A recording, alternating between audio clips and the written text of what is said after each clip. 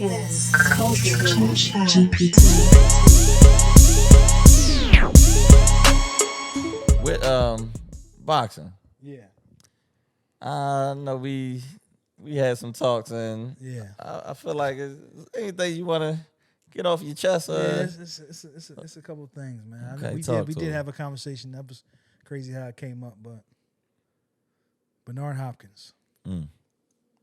Philly boxer. Let's take a moment of silence.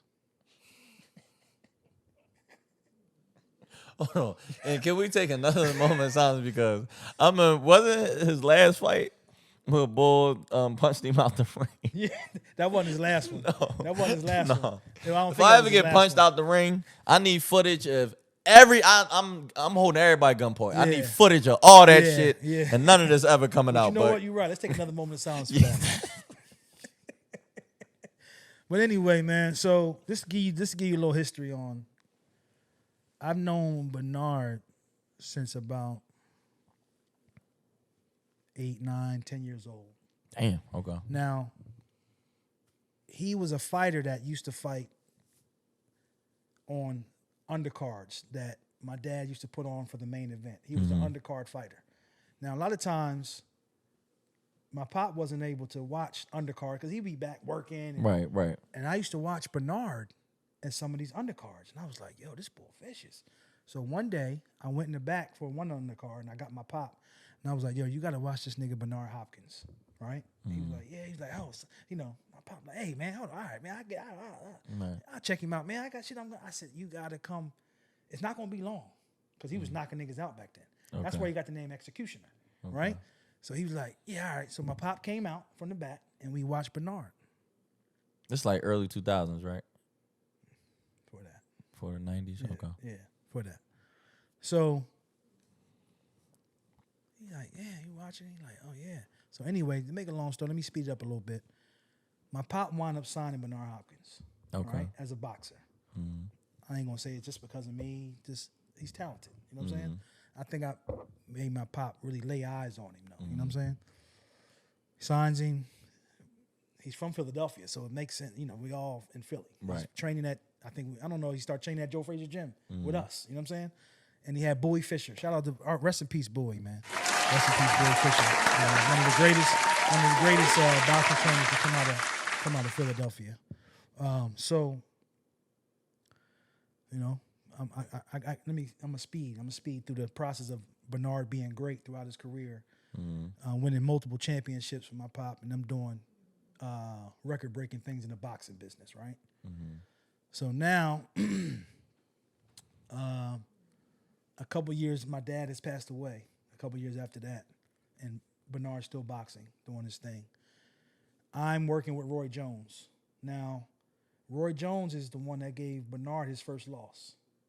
Oh, okay. I didn't know that. Okay. Yeah, so Roy Jones beat Bernard in their prime of their careers. Okay. Right? And I know that was a pay-per-view. Yeah, that was a big fight. And Roy had a hurt hand. He beat Bernard with one hand. He beat Bernard with one hand. He beat Bernard with one hand, man. So I think that's something that stuck with Bernard. You know, over time, you know, you take a loss with somebody, you want that get back. You want that time. Now, later on in life, as I'm actually working with Roy, doing some music things, and maybe adding my value to the boxing side as well, right? And that's when we signed Mr. Magic. We're doing Smoke I Drink. We touring. We're doing boxing. Roy Jones is the Floyd Mayweather, as some of the younger generation would know it. He's that, you know, at this time. So Bernard calls me. He's like, "Yo, man, I want to do a rematch with your man." You know what I mean? Da-da-da. So we talk about it. I'm like, but Roy did not like Bernard personally. You know, Roy had that kind of. I mean, Bernard had that kind of energy where it's like, you know, it's just he's a little like he a bully. And niggas ain't with that. You ain't no bully, nigga. I already whooped your ass. You know what I'm saying? So, Roy shunned it. Man, I don't. But if you don't like a nigga personally, wouldn't that make you that's want to rumble the nigga, or you ain't even trying to like put bread in? I rumbled you. Right. Beat it, my man. Holler at you. I gave you your one. You feel me? Got you. Yeah. So Roy, I had discussed this opportunity.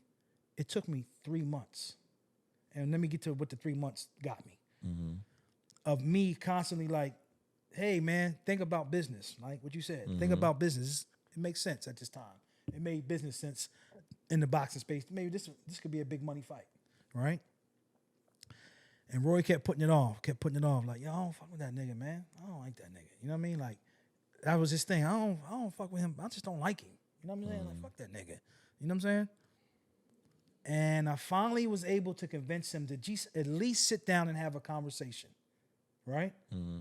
So I called Bernard and I was like, yo, he's willing to have the conversation. And we were figuring out where we can meet. I was like, well, the best thing is why don't you just come to Pensacola, Florida? That's where I was staying. That's where Roy's from. So Bernard like, all right, fuck it, I'm coming to Pensacola. Bernard flies to Pensacola. When he lands, Pooh Shiesties weren't even a thing then. He has a Pooh Shiesty on and a hoodie and like a Scully because he doesn't want nobody to see him. Pensacola is only known for Roy Jones Jr.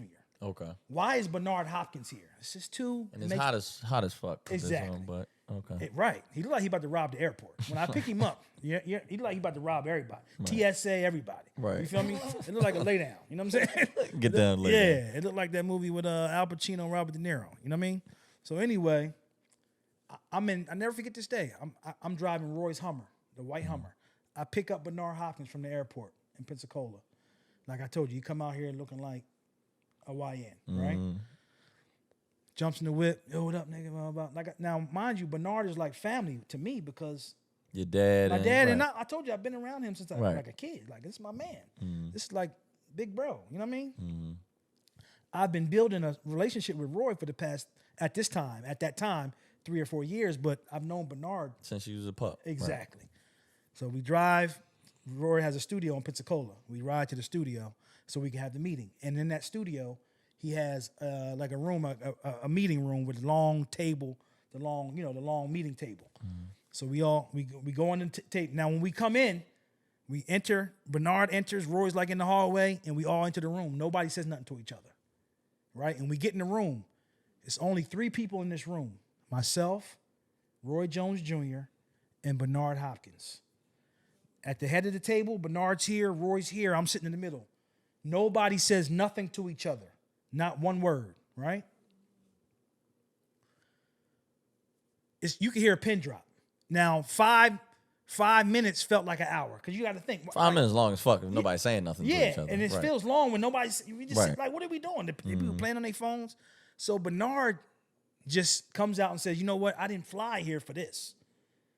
I'm gonna just say, yo, I apologize for what I said about you in the media.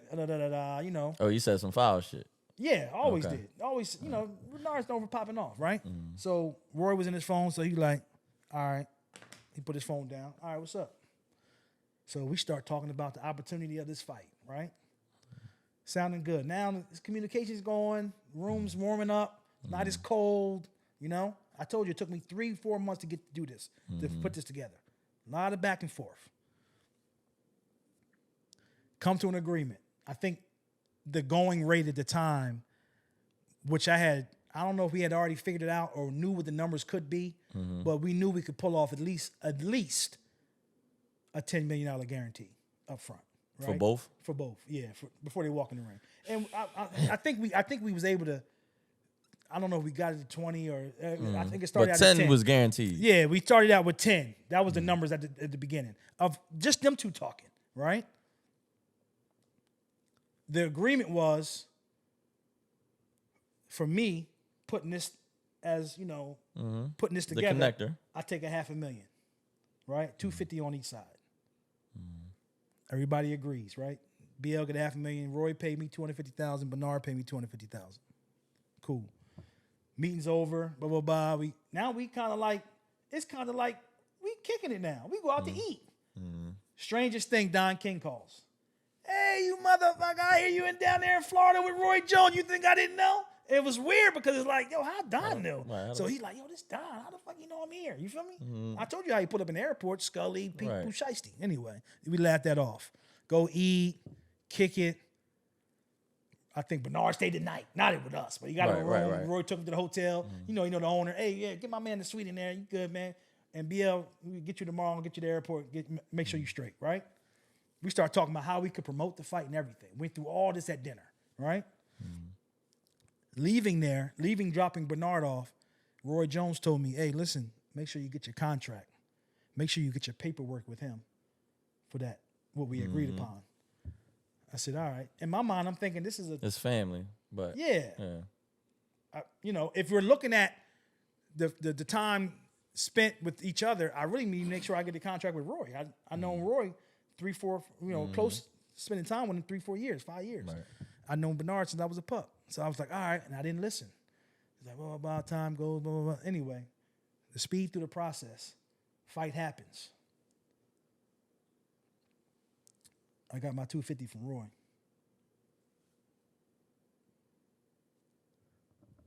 I didn't get the other 250. What the fuck? Bernard ain't pay you $250? I ain't get it. Bernard Hopkins burnt you for $250,000. Where Bernard at now? Working on the hot dog stand? He's around, man. He's around. He's Call him up. He great bread. He Bro. about to break bread. Nah, he ain't broke no bread. Yo, Bernard, give my man his check, man. Bro, and that's not even a check. Bro, $250? Yeah, That's 250. a house. 250. Bro. We need that house money, We man. need that house And money, Roy bro. said, "I told you." Oh, so you ain't never write that contract up? Nah, I thought I didn't. Damn, that's kind of on you, bro. It is. No, It is, but you're right. still, That's on you, bro. but Yeah. you still a nut that's ass nigga on him, doing. man. No, If it's Butch on him. found out, You're right. You're right. Butch found out. No, Butch. Butch- Oh, Butch Butch. was. If I'm going Butch off was what you alive, said. Oh, he Yes. flipped his whole mother. yo, if Butch was alive, he would have put it on him. Cause you know why? Bernard Hopkins just needed a check. Yeah. And the He thing, wasn't thinking now about mind paying you, nobody and all that now kind of mind you, it had got so heated, like. But I told you, our families is like families. So his wife at the time and my mom is, we're all friends. That was my dog, and she's talking to me like, Brandon, I don't know what's going on. I'm gonna talk to him. I don't understand. Like, this is crazy, But I left it. My mom told me to leave it at that. Leave it there. So what do he do now for a living? Hold on. Can I just say one more thing? Yeah. We Philadelphia. I'm in Philadelphia. This is right after Allen Iverson got traded to the Denver Nuggets. This is his first game back to Philly, playing for Denver, but his first game In Philly. back. Right. I go to this game. With Catino Mobley. Me and Catino Mobley go to this game. We sit courtside, right? On the wood. Now, he's known this story. He's friends with me and he's friends with Bernard. But he heard my side. He never heard Bernard's side. So when we get to the game, here come Bernard. Now, mind you, Bernard walked in like, no, we saw.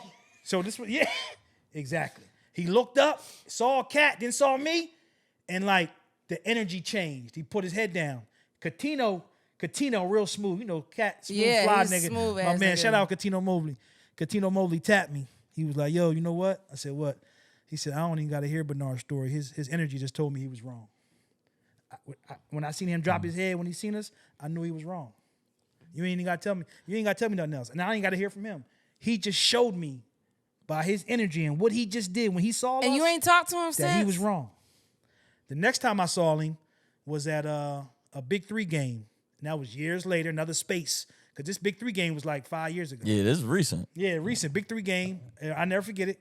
Ice Cube. Shout out Ice Cube. Yep, shout out Ice Cube. Shout out LL Cool J. LL Cool J, another family friend of ours.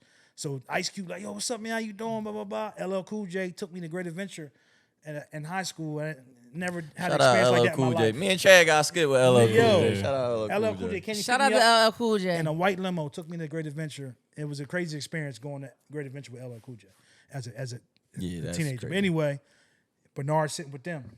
And I'm, yo, da. It's clown. I would have smacked that nigga right upside his head. That bald head. But it's like, yo, I was like, damn, you do me like that? What happened? What? So y'all ain't never like have a 75,000, conversation 50,000? afterwards. Like y'all ain't never had like a No 25s here and there? Nah, it wasn't nothing. You know, me and T.I. talked about this. He never knew the story. So me and T.I. was talking about it. He was like, damn, boy, did that for real? I was like, yeah. He was like, so you never talked to him? That's you what I'm never seen him? He saying. was Like, you he ain't- was like, you never seen him and was like, yo. pussy with my bread. Like, like, you yo, start nigga. patting nigga pockets and shit. Like, Yeah. damn. You know what I mean? But honestly, man, it was, my mom sat me down and she cried. She was like, son, because she knew where my headspace was. She was like, leave it right there. You got to leave it right there. And Like that. Yeah, run that fucking money, man. Run that money. And it's like that. And it's like that. And It's like that. And like that. And like that. We gone.